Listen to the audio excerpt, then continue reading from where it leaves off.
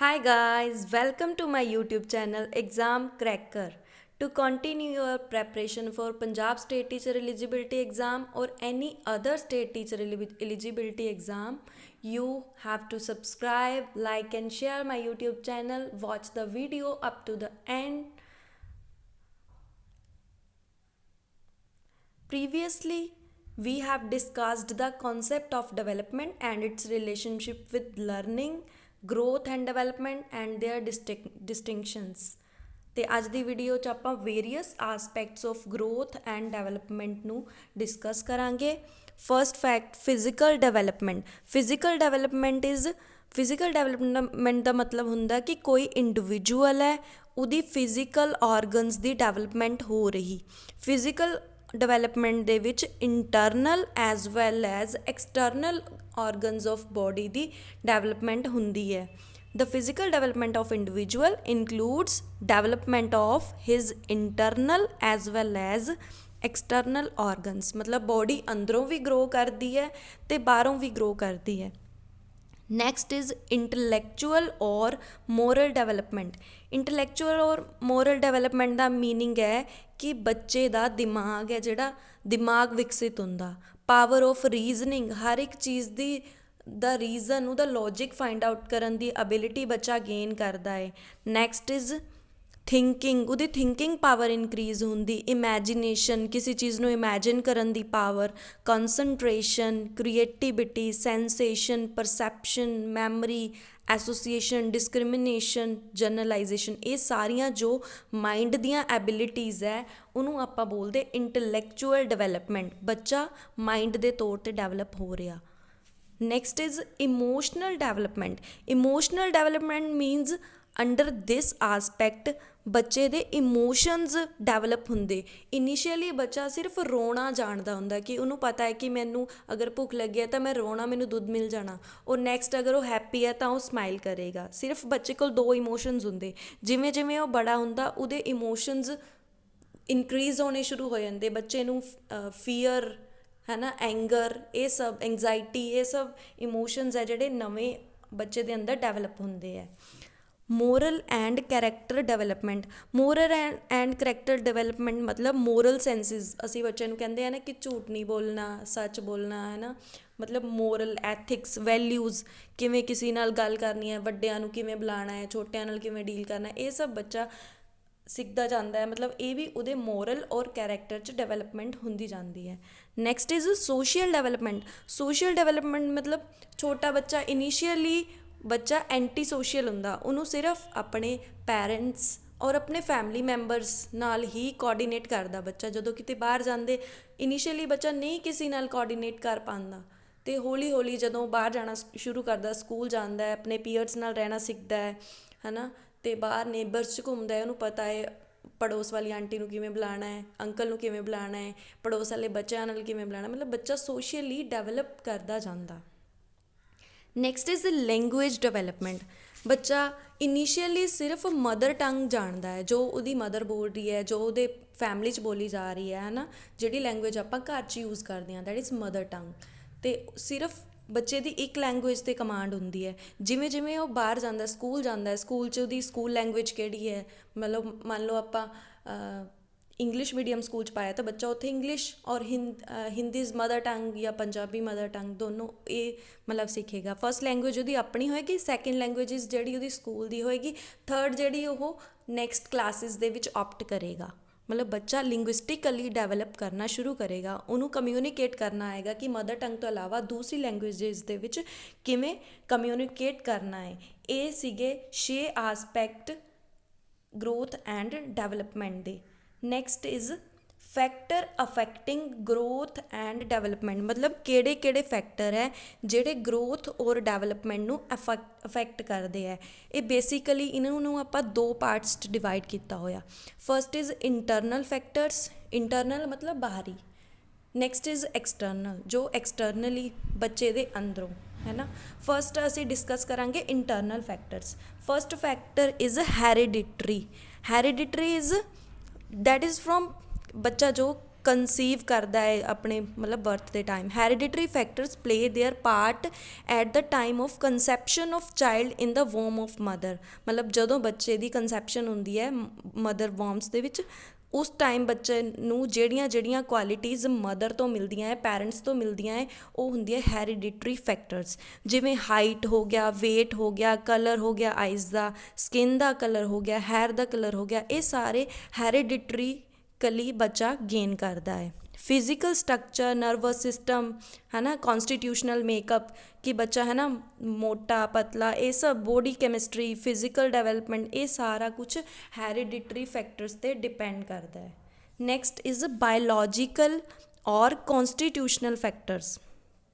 Biological factors ਮਤਲਬ what one possesses in terms of constitutional makeup, somatic structure, physique, body chemistry, influences of his growth and development। मतलब child physically week ਹੈ ਨਾ, ਕਿਵੇਂ ਕਈ ਬੱਚੇ initially birth ਤੋਂ ਹੀ week ਹੁੰਦੇ ਹੈ। ਫਿਰ ਨਰਵਸ ਸਿਸਟਮ ਹੈ ਨਾ ਕਿਵੇਂ ਦਾ ਹੈ ਬੱਚੇ ਦਾ, ਫਿਰ ਉਹਦੀਆਂ ਗਲੈਂਡਸ ਵਗੈਰਾ ਹੈ ਨਾ, ਐਂਡੋਕਰੀਨ ਡਕਟਲੈਸ ਗਲੈਂਡਸ, ਮਤਲਬ ਕਈ ਬੱਚੇ ਬਹੁਤ ਜ਼ਿਆਦਾ ਲੰਬੇ ਹੋ ਜਾਂਦੇ, ਕਈ ਬਹੁਤ ਜ਼ਿਆਦਾ ਛੋਟੇ ਰਹਿ ਜਾਂਦੇ, ਮਤਲਬ ਉਹਨਾਂ ਦੀਆਂ ਜਿਹੜੀਆਂ ਗਲੈਂਡਸ ਹੈ ਉਹ ਇੰਬੈਲੈਂਸ ਹੁੰਦੀਆਂ। ਮਤਲਬ ਇਹ ਬਾਇਓਲੋਜੀਕਲ ਚੀਜ਼ਾਂ ਹੈ ਜੋ ਕਿਸੇ ਦੇ ਕੰਟਰੋਲ 'ਚ ਨਹੀਂ ਹੈ, ਇਹ ਇੰਟਰਨਲ ਫੈਕਟਰਸ ਹੈ।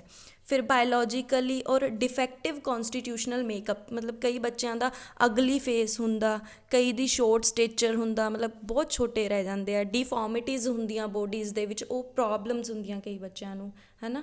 ਇਹ ਸਾਰੇ ਬਾਇਓਲੋਜੀਕਲ ਫੈਕਟਰਸ ਦੇ ਅੰਡਰ ਆਉਂਦੇ ਹੈ। Next is intelligence. ਇੰਟੈਲੀਜੈਂਸ ਕਿਆ ਹੈ? Intelligence is not that what we get. ਅਸੀਂ ਸੋਚਦੇ ਹਾਂ ਨਾ ਕਿ ਹਾਂਜੀ ਕਿਸੇ ਨੇ ਬਹੁਤ ਜ਼ਿਆਦਾ ਮਾਰਕਸ ਲੈ ਲਿਆ ਕਿਸੇ ਕਲਾਸ ਦੇ ਵਿੱਚ ਤਾਂ ਉਹ ਬੱਚਾ ਇੰਟੈਲੀਜੈਂਟ ਹੈ। That is not intelligence. Intelligence is the ability to learn, ਕਿ ਬੱਚਾ ਕਿੰਨੀ ਜਲਦੀ ਸਿੱਖ ਰਿਹਾ ਹੈ, ਉਹਦੀ ਕਿੰਨੀ ਐਬਿਲਿਟੀ ਹੈ ਲਰਨ ਕਰਨ ਦੀ। ਉਹ ਨਵੇਂ ਐਨਵਾਇਰਨਮੈਂਟ ਦੇ ਵਿੱਚ ਜਾ ਰਿਹਾ ਤਾਂ ਉਹ ਐਡਜਸਟ ਕਰ ਰਿਹਾ ਜਾਂ ਨਹੀਂ, ਉਹਦੀ ਐਡਜਸਟ ਕਰਨ ਦੀ ਐਬਿਲਿਟੀ, ਅਤੇ ਉਸ ਬੱਚੇ ਦੀ right decision at right time ਪਰ ਲੈਣ ਦੀ ਐਬਿਲਿਟੀ, ਇਹ ਸਭ ਇੰਟੈਲੀਜੈਂਸ ਹੁੰਦਾ। Intelligence is note about getting marks or getting job, it's about the ability to learn, adjust and learning the new things or adjust according to the environment। next is the emotional factors। ਹੁਣ emotional factors ਵੀ ਬੱਚੇ ਨੂੰ ਬਹੁਤ affect ਕਰਦੇ ਹੈ। ਜਿਵੇਂ ਕਈ ਬੱਚੇ ਹੁੰਦੇ ਆ ਨਾ, ਮਤਲਬ ਕਿ ਗਰੋਥ ਔਰ ਡਿਵੈਲਪਮੈਂਟ ਜਿਹੜੇ ਹੈ ਇਹ ਇੰਟਰ ਰਿਲੇਟਡ ਇਸ਼ੂਜ਼ ਹੈ।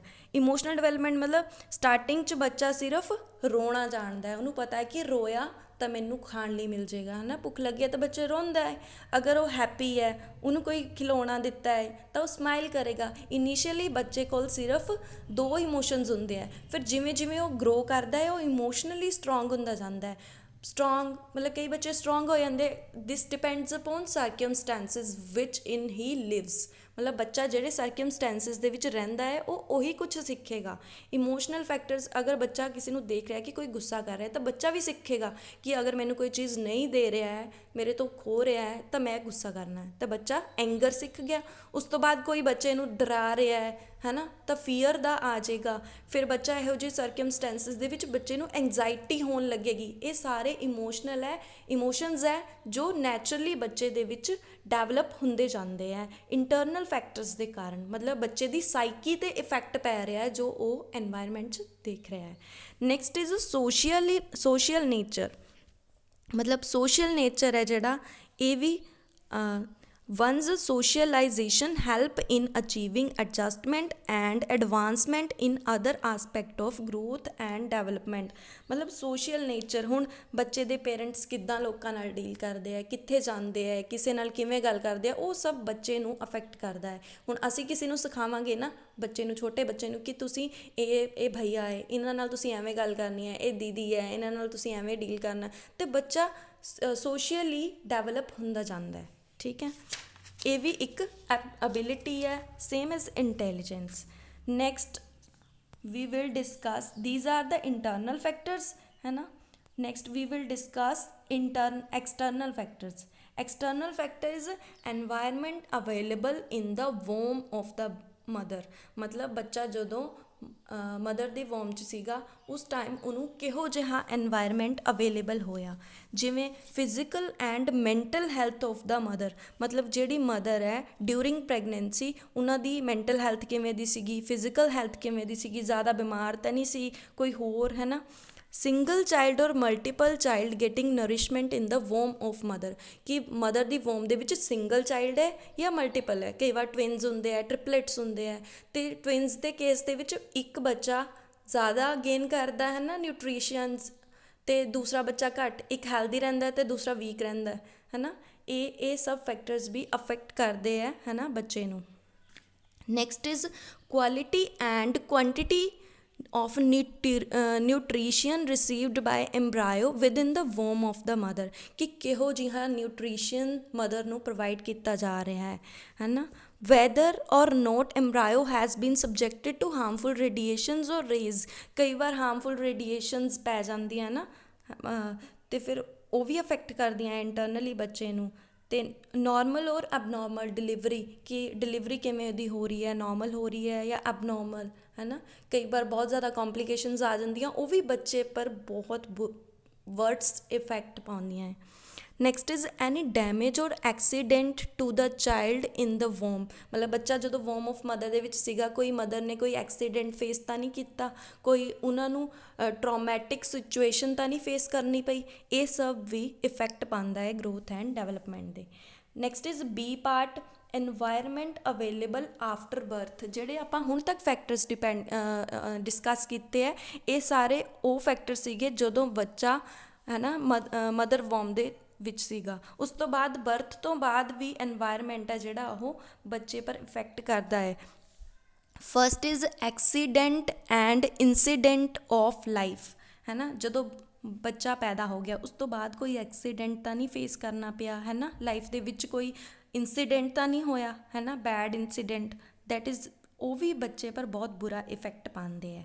Next is quality of physical environment, medical care and nourishment, ਮਤਲਬ ਜਦੋਂ ਬੱਚਾ ਪੈਦਾ ਹੋਇਆ ਉਸ ਤੋਂ ਬਾਅਦ ਉਹਨੂੰ ਕਿਹੋ ਜਿਹਾ ਫਿਜ਼ੀਕਲ ਐਨਵਾਇਰਮੈਂਟ ਮਿਲ ਰਿਹਾ ਹੈ, ਉਹਨੂੰ ਮੈਡੀਕਲ ਕੇਅਰ ਮਿਲ ਰਹੀ ਹੈ ਜਾਂ ਨਹੀਂ ਮਿਲ ਰਹੀ, ਨਰਿਸ਼ਮੈਂਟ ਹੋ ਰਹੀ ਹੈ ਬੱਚੇ ਦੀ ਜਾਂ ਨਹੀਂ ਹੋ ਰਹੀ, ਮਤਲਬ ਉਹਨੂੰ ਪ੍ਰੋਪਰ ਨਿਊਟ੍ਰੀਸ਼ਨਸ ਪ੍ਰੋਵਾਈਡ ਕੀਤੇ ਜਾ ਰਹੇ ਹੈ, ਉਹਦੀ ਕੇਅਰ ਕੀਤੀ ਜਾ ਰਹੀ ਹੈ, ਉਹਨੂੰ ਫੂਡ ਪ੍ਰੋਪਰ ਮਿਲ ਰਿਹਾ ਜਾਂ ਨਹੀਂ।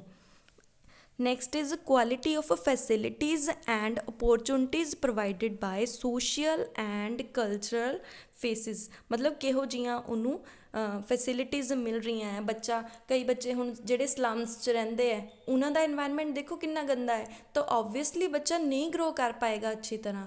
ਹੁਣ ਜਿਹੜੇ ਬੱਚੇ ਬਹੁਤ ਵਧੀਆ ਘਰਾਂ 'ਚ ਪੈਦਾ ਹੁੰਦੇ ਆ ਉਹਨਾਂ ਦੀ ਪ੍ਰੋਪਰ ਕੇਅਰ ਹੁੰਦੀ ਹੈ, ਪ੍ਰੋਪਰ ਉਹਨਾਂ ਨੂੰ ਫੈਸਿਲਿਟੀਜ਼ ਮਿਲਦੀਆਂ ਨੇ, ਨਿਊਟ੍ਰੀਸ਼ਨਸ ਮਿਲਦੇ ਹੈ, ਅਤੇ ਬੱਚੇ ਓਬਵੀਅਸਲੀ ਬਹੁਤ ਅੱਛਾ ਗਰੋ ਕਰਦੇ ਆ, ਲੁੱਕ ਵਾਈਜ਼ ਵੀ ਬਹੁਤ ਸੋਹਣੇ ਲੱਗਦੇ ਆ ਨਾ, ਅਤੇ ਮੈਂਟਲੀ ਵੀ ਹੈਲਦੀ ਹੁੰਦੇ ਆ। ਅਤੇ ਫਿਰ ਅਸੀਂ ਕਹਿ ਸਕਦੇ ਹਾਂ ਕਿ ਫੈਸਿਲਿਟੀਜ਼ ਔਰ ਓਪਰਚੁਨਿਟੀਜ਼ ਵੀ ਬਹੁਤ ਅਫੈਕਟ ਕਰਦੀਆਂ ਹੈ ਗਰੋਥ ਐਂਡ ਡਿਵੈਲਪਮੈਂਟ ਨੂੰ। ਅਤੇ ਨੈਕਸਟ ਆਪਾਂ ਡਿਸਕਸ ਕਰਾਂਗੇ general principals of growth and development, ਮਤਲਬ ਕਿਹੜੇ ਕਿਹੜੇ ਪ੍ਰਿੰਸੀਪਲਸ ਨੇ ਜਿਹੜੇ ਗਰੋਥ ਐਂਡ ਡਿਵੈਲਪਮੈਂਟ ਨੂੰ ਅਫੈਕਟ ਕਰਦੇ ਨੇ।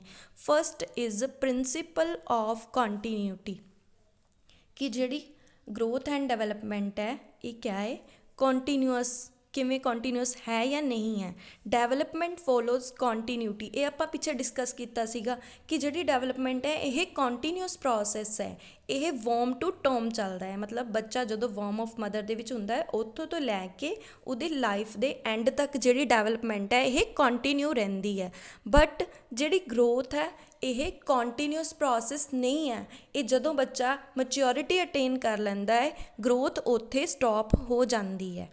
Next is rate of growth and development is note uniform, ਕਿ ਗਰੋਥ ਔਰ ਡਿਵੈਲਪਮੈਂਟ ਦਾ ਰੇਟ ਹੈ ਜਿਹੜਾ ਇਹ ਯੂਨੀਫਾਰਮ ਨਹੀਂ ਹੈਗਾ, ਮਤਲਬ ਇੱਕੋ ਹੀ ਜਿਵੇਂ ਕਹਿੰਦੇ ਫਲੋ ਨਾਲ ਨਹੀਂ ਚੱਲਦੀ, ਹੈ ਨਾ। Although development follows continuity yet growth and development is not steady and uniform at all times, ਮਤਲਬ ਇਨੀਸ਼ੀਅਲੀ ਜਿਹੜਾ ਗਰੋਥ ਰੇਟ ਹੈ ਨਾ ਇਹ ਬਹੁਤ ਜ਼ਿਆਦਾ ਫਾਸਟ ਹੁੰਦਾ। ਪਹਿਲਾਂ ਗਰੋਥ ਹੁੰਦੀ ਬਹੁਤ ਫਾਸਟ ਹੁੰਦੀ, ਫਿਰ ਥੋੜ੍ਹਾ ਟਾਈਮ ਲਈ ਇਹ ਸਟਾਪ ਹੋ ਜਾਂਦੀ, ਫਿਰ ਬੈਕ ਬੱਚਾ ਫਿਰ ਵੀਕ ਹੋਣਾ ਸ਼ੁਰੂ ਹੋ ਜਾਂਦਾ, ਫਿਰ ਇੱਕਦਮ ਰੈਪਿਡ ਗਰੋਥ ਹੁੰਦੀ। ਮਤਲਬ ਇਹ according to stages of life ਹੁੰਦੇ। ਇਹਨੂੰ ਆਪਾਂ ਨੈਕਸਟ ਵੀਡੀਓ 'ਚ ਡਿਸਕਸ ਕਰਾਂਗੇ, ਜਦੋਂ ਆਪਾਂ stages of growth and development ਨੂੰ ਡਿਸਕਸ ਕਰਾਂਗੇ।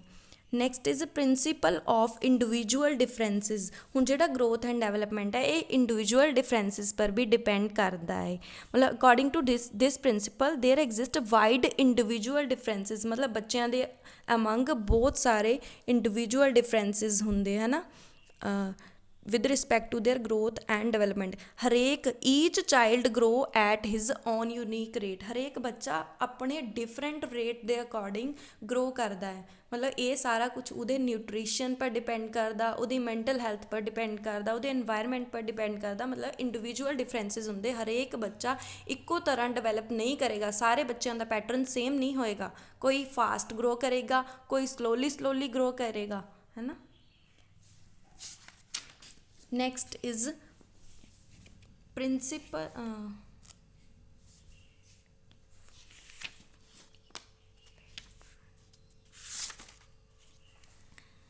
Uniformity of pattern. Uniformity of pattern ਦਾ ਮਤਲਬ ਕਿਆ ਹੈ ਕਿ ਡਿਵੈਲਪਮੈਂਟ ਜਿਹੜੀ ਹੈ ਇਹਦਾ ਯੂਨੀਫਾਰਮ ਰੇਟ ਨਹੀਂ ਹੋਏਗਾ। ਇਹਦੇ ਵਿੱਚ ਇੰਡੀਵਿਜੂਅਲ ਡਿਫਰੈਂਸਿਸ ਹੋਣਗੇ, ਜਿਵੇਂ ਆਪਾਂ ਪਿਛਲੇ ਪੁਆਇੰਟ 'ਚ ਡਿਸਕਸ ਕੀਤਾ ਹੈ ਨਾ। Yet it follows a definite sequence or pattern and somewhat uniform in offspring of the species. Offspring ਮਤਲਬ ਹੁੰਦਾ ਕਿ ਜਿਹੜੀ ਸਪੀਸ਼ੀਜ਼ ਤੋਂ ਹੈ ਨਾ, ਜਿਵੇਂ ਹੁਣ ਇਹ ਚੀਜ਼ ਡਿਪੈਂਡ ਕਰਦੀ ਹੈ ਸਾਡੇ ਐਨਸੈਸਟਰਸ ਪਰ ਕਿ ਜਿਵੇਂ ਹਾਈਟ ਹੈ ਨਾ, ਆਪਾਂ ਕਹਿੰਦੇ ਨਾ ਇਹਦੇ ਪਾਪਾ ਲੰਬੇ ਆ ਤਾਂ ਇਹ ਬੱਚਾ ਵੀ ਲੰਬਾ ਹੋਏਗਾ, ਇਹਦੇ ਮੰਮਾ ਦੀ ਹਾਈਟ ਘੱਟ ਹੈ, ਇਹ ਕੁੜੀ ਦੀ ਹਾਈਟ ਵੀ ਘੱਟ ਹੈ ਨਾ। ਇਹ ਸਭ ਆਫਸਪ੍ਰਿੰਗਸ 'ਤੇ ਡਿਪੈਂਡ ਕਰਦਾ ਹੈ। That is the uniformity of the pattern. Next is development proceeds from general to specific. General to specific ਦਾ ਮਤਲਬ ਇਹ ਹੁੰਦਾ ਕਿ ਪਹਿਲੇ ਜਨਰਲ ਰਿਸਪੋਂਸਿਸ ਦੇਣਾ ਸ਼ੁਰੂ ਕਰਦਾ ਬੱਚਾ, ਫਿਰ ਉਹਨੂੰ ਸਪੈਸੀਫਿਕ ਰਿਸਪੋਂਸਿਸ ਦਾ ਪਤਾ ਲੱਗਦਾ। ਮਤਲਬ ਸਭ ਤੋਂ ਪਹਿਲਾਂ ਜਦੋਂ ਆਪਾਂ ਬੱਚੇ ਨੂੰ ਕਹਿੰਦੇ ਨਾ ਬਾਏ ਕਰਦੇ, ਉਹ ਪੂਰੀ ਬਾਂਹ ਹਿਲਾਉਂਦਾ ਹੈ ਨਾ, ਫਿਰ ਉਹਨੂੰ ਧੀਰੇ ਧੀਰੇ ਪਤਾ ਲੱਗਦਾ ਕਿ ਨਹੀਂ, ਪੂਰੀ ਬਾਂਹ ਨਾਲ ਬਾਏ ਨਹੀਂ ਹੋਣੀ, ਓਨਲੀ ਹੈਂਡ ਸ਼ੇਕ ਕਰੋ, ਹੈ ਨਾ, ਹੈਂਡ ਨੂੰ ਵੇਵ ਕਰੋ ਸਾਈਡਸ ਨੂੰ, ਤਾਂ ਬਾਏ ਹੋਏਗੀ। ਮਤਲਬ ਪਹਿਲੇ ਜਨਰਲ ਰਿਸਪੌਂਸ ਸਿੱਖਦਾ ਬੱਚਾ, ਫਿਰ ਉਹ ਸਪੈਸੀਫਿਕ ਵੱਲ ਜਾਂਦਾ ਹੈ। Next is principal of integration. ਠੀਕ ਹੈ, ਇੰਟੀਗ੍ਰੇਸ਼ਨ ਆਫ ਹੋਲ ਪਾਰਟਸ ਦਾ ਮਤਲਬ it's parts as well as specific. ਮਤਲਬ ਜਨਰਲ ਟੂ ਸਪੈਸੀਫਿਕ ਰਿਸਪੌਂਸਿਸ, ਇਹ ਵੀ ਸੇਮ ਥਿੰਗ ਹੈ। ਮਤਲਬ ਕਿ ਪਹਿਲੇ ਜਨਰਲ ਪਾਰਟਸ ਹੈ ਨਾ ਡਿਵੈਲਪ ਹੋਣਗੇ, ਫਿਰ ਸਪੈਸੀਫਿਕ ਵੱਲ ਜਾਏਗਾ। ਜਿਵੇਂ ਪਹਿਲੇ ਬਾਂਹ ਲੰਬੀ ਹੋਏਗੀ, ਫਿਰ ਧੀਰੇ ਧੀਰੇ ਉਂਗਲੀਆਂ ਵੀ ਲੰਬੀਆਂ ਹੋਣਗੀਆਂ, ਹੈ ਨਾ, ਥੰਬ ਲੰਬਾ ਹੋਏਗਾ, ਮਤਲਬ ਪ੍ਰੋਪਰ ਜਿੰਨੀ ਕਿ ਦੀ ਸ਼ੇਪ ਹੁੰਦੀ ਹੈ। Next is principal of inter relation. ਜਿਹੜੀਆਂ ਗਰੋਥ ਐਂਡ ਡਿਵੈਲਪਮੈਂਟ ਹੈ ਇਹ ਇੰਟਰ ਰਿਲੇਟਿਡ ਹੈ। ਠੀਕ ਹੈ, ਗਰੋਥ ਤੋਂ ਬਿਨਾਂ ਡਿਵੈਲਪਮੈਂਟ ਪੋਸੀਬਲ ਹੈ, ਬਟ ਡਿਵੈਲਪਮੈਂਟ ਤੋਂ ਜਿਹੜੀ ਡਿਵੈਲਪਮੈਂਟ ਹੈ ਇਹ ਗਰੋਥ ਤੋਂ ਬਿਨਾਂ ਹੋ ਸਕਦੀ, ਪਰ ਜਿਹੜੀ ਗਰੋਥ ਹੈ ਨਾ, ਇਹ ਡਿਵੈਲਪਮੈਂਟ ਦਾ ਇੱਕ ਪਾਰਟ ਹੈ। ਠੀਕ ਹੈ, growth and development in various dimensions like physical, mental, social are inter related and inter dependent. ਮਤਲਬ ਇੰਟਰ ਰਿਲੇਟਿਡ ਵੀ ਹੈਗੀਆਂ ਇਹ, ਇੰਟਰ ਡਿਪੈਂਡੈਂਟ ਵੀ ਹੈਗੀਆਂ ਹੈ। Children with above average intelligence are generally found to possess have average physical and social development। ਮਤਲਬ ਜਿਨ੍ਹਾਂ ਦੀ ਜਿਹੜੀ intellectual ability average ਹੈ ਤਾਂ ਉਹਨਾਂ ਦੀ ਫਿਜ਼ੀਕਲ ਔਰ ਸੋਸ਼ਲ ਡਿਵੈਲਪਮੈਂਟ ਹੈ ਜਿਹੜੀ ਉਹ ਵੀ ਐਵਰੇਜ ਹੋਏਗੀ। ਜਿਹੜੇ ਬੱਚੇ ਥੋੜ੍ਹੇ ਕ੍ਰੀਏਟਿਵ ਹੋਣਗੇ ਉਹਨਾਂ ਦੀ ਡਿਵੈਲਪਮੈਂਟ ਵੀ ਉਸ ਹਿਸਾਬ ਨਾਲ ਫਾਸਟਰ ਹੋਏਗੀ। Next is development is predictable. ਹੈ ਨਾ, ਡਿਵੈਲਪਮੈਂਟ ਨੂੰ ਅਸੀਂ ਪ੍ਰਿਡਿਕਟ ਕਰ ਸਕਦੇ ਹਾਂ। ਮਤਲਬ ਕੀਨ ਆਬਜ਼ਰਵੇਸ਼ਨ ਨਾਲ ਆਪਾਂ ਦੇਖ ਸਕਦੇ ਹਾਂ ਕਿ ਡਿਵੈਲਪਮੈਂਟ ਹੋ ਰਹੀ ਹੈ ਜਾਂ ਨਹੀਂ ਹੋ ਰਹੀ। ਠੀਕ ਹੈ, ਡਿਵੈਲਪਮੈਂਟ ਨੂੰ ਆਪਾਂ ਮੈਜ਼ਰ ਨਹੀਂ ਕਰ ਸਕਦੇ, ਇਹਨੂੰ ਆਪਾਂ ਸਿਰਫ ਜੱਜ ਕਰ ਸਕਦੇ ਹਾਂ ਕਿ ਹੋਈ ਹੈ ਜਾਂ ਨਹੀਂ ਹੋਈ। Next is the most important thing principle of developmental direction. ਇਹਦੇ ਨਾਲ ਰਿਲੇਟਡ ਕੁਐਸਚਨ ਹਮੇਸ਼ਾ ਤੁਹਾਨੂੰ CTET ਦੇ ਵਿੱਚ ਦੇਖਣ ਨੂੰ ਮਿਲੇਗਾ। ਮੈਂ ਬਹੁਤ ਵਾਰ ਦੇਖਿਆ ਹੈ ਨੈਕਸਟ ਵੀਡੀਓਜ਼ 'ਚ ਮੈਂ ਤੁਹਾਨੂੰ MCQs ਅਗਰ ਸ਼ੇਅਰ ਕਰਾਂਗੀ ਤਾਂ ਤੁਹਾਨੂੰ ਜ਼ਰੂਰ ਕੁਐਸਚਨ ਜਿਹੜਾ ਪ੍ਰੀਵੀਅਸ ਈਅਰਲੀ ਪੁੱਛਿਆ ਗਿਆ ਹੈ ਤੁਹਾਨੂੰ ਦੱਸਾਂਗੀ। ਡਿਵੈਲਪਮੈਂਟਲ ਡਾਇਰੈਕਸ਼ਨ ਨਾਲ ਰਿਲੇਟਡ ਦੋ ਟਰਮਸ ਹੈ, ਸਿਫੈਲੋਕੋਡਲ ਐਂਡ ਪ੍ਰੋਕਸੀਮੋਡਿਸਟਲ ਟਰਮ। ਇਹ ਦੋਨੋਂ ਹੀ ਮੋਸਟ ਇੰਪੋਰਟੈਂਟ ਟਰਮਸ ਹੈ। ਜਿਹੜੀ ਪਹਿਲੀ ਟਰਮ ਹੈ ਸਿਫੈਲੋਕੋਡਲ, ਇਹਦਾ ਮਤਲਬ ਹੁੰਦਾ ਕਿ ਜਿਹੜੀ ਡਿਵੈਲਪਮੈਂਟ ਦੀ ਡਾਇਰੈਕਸ਼ਨ ਹੈ ਇਹ ਹੈੱਡ ਤੋਂ ਫੀਟ ਜਾਏਗੀ, ਠੀਕ ਹੈ, ਮਤਲਬ ਲੌਂਗੀਟਿਊਡਨਲ ਡਾਇਰੈਕਸ਼ਨ ਹੋਏਗੀ, ਮਤਲਬ ਹੈੱਡ ਤੋਂ ਸ਼ੁਰੂ ਹੋ ਕੇ ਫੀਟ ਤੱਕ ਵਧੇਗੀ ਡਿਵੈਲਪਮੈਂਟ। ਪਹਿਲਾਂ ਹੈੱਡ ਡਿਵੈਲਪ ਹੋਏਗਾ, ਠੀਕ ਹੈ, ਇਨੀਸ਼ੀਅਲੀ ਬੱਚੇ ਦਾ ਹੈੱਡ ਬਹੁਤ ਬੜਾ ਹੁੰਦਾ, ਠੀਕ ਹੈ, ਹੈੱਡ ਦਾ ਸਾਈਜ਼ ਡਿਕਰੀਜ਼ ਹੋਣਾ ਸ਼ੁਰੂ ਹੋ ਜਾਂਦਾ, ਨੀਚੇ ਵਾਲੇ ਔਰਗਨਸ ਦਾ ਸਾਈਜ਼ ਇਨਕਰੀਜ਼ ਹੋਣਾ ਸ਼ੁਰੂ ਹੋ ਜਾਂਦਾ। ਮਤਲਬ ਜਿਹੜੀ ਡਿਵੈਲਪਮੈਂਟ ਹੈ ਉਹ ਕਿਹੜਾ ਪੈਟਰਨ ਫੋਲੋ ਕਰਦੀ ਹੈ, ਲੌਂਗੀਟਿਊਡਨਲ। ਸਿਫੈਲੋਕੋਡਲ ਟਰਮ ਦਾ ਮਤਲਬ ਇਹ ਹੈ ਕਿ ਹੈੱਡ ਟੂ ਫੀਟ ਡਿਵੈਲਪਮੈਂਟ ਹੋਏਗੀ। Next is proximodistal. ਪ੍ਰੋਕਸੀਮੋਡਿਸਟਲ ਦਾ ਮਤਲਬ ਹੁੰਦਾ ਕਿ ਸੈਂਟਰ ਟੂ ਪੈਰੀਫੇਰੀ, ਕਿ ਜਿਹੜੀ ਡਿਵੈਲਪਮੈਂਟ ਹੋਏਗੀ ਪਹਿਲੇ ਸੈਂਟਰਲ ਔਰਗਨਸ ਦੀ ਹੋਏਗੀ, ਫਿਰ ਉਹ ਪੈਰੀਫੇਰੀ ਮਤਲਬ ਫਿਰ ਉਹ ਸਾਈਡਸ ਵੱਲ ਡਿਵੈਲਪ ਕਰੇਗਾ। ਜਿਵੇਂ ਪਹਿਲਾਂ ਬੱਚੇ ਨੂੰ ਬੈਠਣਾ ਨਹੀਂ ਆਉਂਦਾ, ਸਿਰਫ ਉਹ ਲੇਟਿਆ ਰਹਿੰਦਾ, ਆਪਾਂ ਉਹਨੂੰ ਬਿਠਾਉਂਦੇ ਵੀ ਹਾਂ ਤਾਂ ਬੱਚਾ ਗਿਰ ਜਾਂਦਾ ਸਾਈਡਸ ਨੂੰ, ਠੀਕ ਹੈ, ਉਹਦੀ ਜਿਹੜੀ ਬੈਕਬੋਨ ਹੈ ਉਹ 'ਤੇ ਉਹਦਾ ਕੰਟਰੋਲ ਨਹੀਂ ਹੁੰਦਾ। ਅਤੇ ਇਨੀਸ਼ੀਅਲੀ 4-5 ਮਹੀਨੇ ਦਾ ਬੱਚਾ ਆਪਣੀ ਬੈਕਬੋਨ 'ਤੇ ਕੰਟਰੋਲ ਕਰਨਾ ਸ਼ੁਰੂ ਕਰ ਦਿੰਦਾ ਹੈ ਨਾ, ਫਿਰ ਉਹ ਬੈਠਣਾ ਸ਼ੁਰੂ ਹੋ ਜਾਂਦਾ। ਪਹਿਲੇ ਸੈਂਟਰ 'ਚ ਕੰਟਰੋਲ ਆ ਗਿਆ ਬੈਕਬੋਨ 'ਚ, ਫਿਰ ਧੀਰੇ ਧੀਰੇ ਉਹਨੂੰ ਆਪਣੀਆਂ ਬਾਹਾਂ 'ਤੇ ਵੀ ਕੰਟਰੋਲ ਆਉਣਾ ਸ਼ੁਰੂ ਹੋ ਜਾਂਦਾ, ਠੀਕ ਹੈ। ਸਟਾਰਟਿੰਗ 'ਚ ਬੱਚਾ ਜਦੋਂ ਰੋਂਦਾ ਹੈ ਨਾ ਤਾਂ ਉਹਦੀ ਪੂਰੀ ਬੋਡੀ ਸ਼ੇਕ ਕਰਦੀ ਹੈ, ਠੀਕ ਹੈ, ਉਹਨੂੰ ਨਹੀਂ ਪਤਾ, ਮਤਲਬ ਕਿ ਜਰਨਲ ਰਿਸਪੌਂਸ ਹੈ ਕਿ ਰੋਣਾ ਹੈ ਤਾਂ ਮੈਂ ਪੂਰੀ ਬੋਡੀ ਵੀ ਮੇਰੀ ਹਿੱਲੇਗੀ ਨਾਲ, ਠੀਕ ਹੈ। ਫਿਰ ਉਹਨੂੰ ਜਦ ਧੀਰੇ ਧੀਰੇ ਪਤਾ ਲੱਗਦਾ ਕਿ ਰੋਣਾ ਤਾਂ ਮੈਂ ਸਿਰਫ ਮੂੰਹ ਨਾਲ ਆਵਾਜ਼ ਕੱਢਣੀ ਹੈ, ਅੱਖਾਂ 'ਚੋਂ ਹੰਝੂ ਕੱਢਣੇ ਹੈ ਨਾ, ਅਤੇ ਮੇਰੀ ਬੋਡੀ ਨਹੀਂ ਹਿੱਲਣੀ ਚਾਹੀਦੀ। ਮਤਲਬ ਇਹ ਬੱਚਾ ਇੰਟੈਂਸ਼ਨਲੀ ਨਹੀਂ ਕਰਦਾ, ਇਹ ਜਿਵੇਂ ਜਿਵੇਂ ਉਹ ਡਿਵੈਲਪ ਕਰਦਾ ਹੈ ਤਾਂ ਜਰਨਲ ਟੂ ਸਪੈਸੀਫਿਕ ਜਾਂਦਾ ਹੈ। ਸਭ ਤੋਂ ਪਹਿਲਾਂ ਬੱਚੇ ਦੀ ਬੈਕਬੋਨ 'ਤੇ ਕੰਟਰੋਲ ਆਇਆ, ਫਿਰ ਉਹਦੀਆਂ ਬਾਹਾਂ 'ਤੇ ਵੀ ਕੰਟਰੋਲ ਆਉਣਾ ਸ਼ੁਰੂ ਹੋ ਜਾਏਗਾ। ਮਤਲਬ ਜਿਹੜੀ ਡਿਵੈਲਪਮੈਂਟ ਹੈ ਇਹ ਸੈਂਟਰ ਟੂ ਪੈਰੀਫੇਰੀ ਜਾਂਦੀ ਹੈ। ਮੋਸਟ ਇੰਪੋਰਟੈਂਟ ਟਰਮਸ ਹੈ, ਇਹਨਾਂ ਨੂੰ ਜ਼ਰੂਰ ਨੋਟ ਕਰ ਲਓ। Cephalocaudal as well as proximodistal, ਮਤਲਬ ਜਿਹੜਾ ਡਿਵੈਲਪਮੈਂਟਲ ਡਾਇਰੈਕਸ਼ਨਸ ਹੈ ਇਹ ਕਿਹੜੀਆਂ ਹੈ, cephalocaudal direction and proximodistal direction. Cephalocaudal head to feet, proximodistal centre to periphery. Next is development is spiral not linear, ਠੀਕ ਹੈ। ਜਿਹੜੀ ਡਿਵੈਲਪਮੈਂਟ ਹੈ ਇਹ ਕਿਆ ਹੁੰਦੀ, ਸਪਾਇਰਲ ਹੁੰਦੀ। ਪਹਿਲਾਂ ਮਤਲਬ ਸਪਾਇਰਲ ਦਾ ਮਤਲਬ ਗੋਲ ਗੋਲ ਸਪਾਇਰਲਸ ਬਣਦੇ ਇਹਦੇ, ਮਤਲਬ ਸਟਾਰਟਿੰਗ ਦੇ ਵਿੱਚ ਬਹੁਤ ਜਲਦੀ ਗਰੋ ਕਰਦਾ ਹੈ, ਮਤਲਬ ਜਿਵੇਂ ਹੈ ਨਾ ਛੋਟਾ ਬੱਚਾ ਹੁੰਦਾ ਨਾ ਉਹਦੇ ਇੱਕਦਮ ਇਨਕਰੀਜ਼ ਹੋਣਾ ਸ਼ੁਰੂ ਹੋ ਜਾਂਦਾ 3-4 ਮਹੀਨੇ, ਹੈ ਨਾ, ਫਿਰ ਉਸ ਤੋਂ ਬਾਅਦ 4-5 ਮਹੀਨੇ ਬਾਅਦ ਦੇਖਦੇ ਕਿ ਸਾਨੂੰ ਲੱਗਦਾ ਕਿ ਇਹਦੀ ਡਿਵੈਲਪਮੈਂਟ ਇੱਥੇ ਹੀ ਰੁਕ ਗਈ, ਹੈ ਨਾ। ਫਿਰ ਉਸ ਤੋਂ ਬਾਅਦ ਜਿਵੇਂ ਉਹ 7-8 ਮਹੀਨੇ ਦਾ ਹੁੰਦਾ ਉਸ ਤੋਂ ਬਾਅਦ ਫਿਰ ਪੀਕ ਪੁਆਇੰਟ 'ਤੇ ਆ ਜਾਂਦੀ ਡਿਵੈਲਪਮੈਂਟ, ਫਿਰ ਰੁਕ ਜਾਂਦੀ, ਫਿਰ ਪੀਕ ਪੁਆਇੰਟ 'ਤੇ, ਹੈ ਨਾ। ਅਤੇ ਇਹ ਸਾਰਾ ਕੁਛ ਆਪਾਂ ਡਿਵੈਲਪਮੈਂਟਲ ਸਟੇਜਿਸ ਦੇ ਵਿੱਚ ਡਿਸਕਸ ਕਰਾਂਗੇ, ਠੀਕ ਹੈ। Next is growth and development is joint product of both hereditary and environment. ਜਿਹੜੀ ਗਰੋਥ ਐਂਡ ਡਿਵੈਲਪਮੈਂਟ ਹੈ ਇਹ ਕਿਆ ਹੈ, ਜੁਆਇੰਟ ਪ੍ਰੋਡਕਟ ਹੈ, ਹੈਰੀਡਿਟਰੀ ਦਾ ਵੀ ਐਨਵਾਇਰਮੈਂਟ ਦਾ ਵੀ, ਠੀਕ ਹੈ। ਹੈਰੀਡਿਟਰੀ ਫੈਕਟਰ ਮਤਲਬ ਜਿਹੜੇ ਕੰਸੈਪਸ਼ਨ ਆਫ ਟਾਈਮ ਬੱਚੇ ਦੇ ਅੰਦਰ ਆਉਂਦੇ ਆ, colour of eyes, colour of hair, colour of skin, ਹੈ ਨਾ, ਐਵਰੀਥਿੰਗ, ਬੋਡੀ ਸਟਰਕਚਰ, ਹੈ ਨਾ, ਬੋਡੀ ਕੈਮਿਸਟਰੀ, ਸੋਮੈਟਿਕ ਸਟਰਕਚਰ, ਹੈ ਨਾ, ਕੌਨਸਟੀਟਿਊਸ਼ਨਲ ਮੇਕਅਪ, ਇਹ ਸਾਰਾ ਕੁਛ ਕਿਆ ਹੈ, ਹੈਰੀਡਿਟਰੀ ਹੈ। ਐਨਵਾਇਰਮੈਂਟ ਤੋਂ ਜਿਹੜਾ ਸਿੱਖਦਾ ਹੈ ਬੱਚਾ, ਹੈ ਨਾ, ਸੋਸ਼ਲ ਨੇਚਰ, ਲੈਂਗੁਏਜ, ਹੈ ਨਾ, ਇਹ ਸਾਰਾ ਕੁਛ ਐਨਵਾਇਰਮੈਂਟ ਹੈ। ਓਵਰਆਲ ਗਰੋਥ ਐਂਡ ਡਿਵੈਲਪਮੈਂਟ ਜਿਹੜਾ ਹੈ ਇਹ ਹੈਰੀਡਿਟਰੀ ਔਰ ਐਨਵਾਇਰਮੈਂਟ ਦਾ ਪ੍ਰੋਡਕਟ ਹੈ। ਸੋ ਹੁਣ ਤੱਕ ਆਪਾਂ ਜਿਹੜੀਆਂ ਚੀਜ਼ਾਂ ਡਿਸਕਸ ਕੀਤੀਆਂ ਆਈ ਹੋਪ ਕਿ ਤੁਹਾਨੂੰ ਸਮਝ ਆ ਗਈਆਂ ਹੋਣਗੀਆਂ। ਅਤੇ ਨੈਕਸਟ ਵੀਡੀਓਜ਼ ਦੇ ਵਿੱਚ ਆਪਾਂ ਗਰੋਥ ਐਂਡ ਡਿਵੈਲਪਮੈਂਟ ਦੇ ਐਜੂਕੇਸ਼ਨਲ ਇੰਪਲੀਕੇਸ਼ਨਸ ਡਿਸਕਸ ਕਰਾਂਗੇ, stages of growth and development discuss ਕਰਾਂਗੇ। ਅਤੇ ਤੁਸੀਂ ਆਪਣੀ ਪ੍ਰੈਪਰੇਸ਼ਨ ਨੂੰ ਕੰਟੀਨਿਊ ਰੱਖੋ, ਨਾਲ ਨਾਲ ਨੋਟਸ ਬਣਾਉਂਦੇ ਰਹੋ, ਅਤੇ ਵੀਡੀਓ ਨੂੰ ਲਾਈਕ, ਸ਼ੇਅਰ, ਸਬਸਕ੍ਰਾਈਬ ਕਰਨਾ ਨਾ ਭੁੱਲਣਾ। Thank you so much for watching.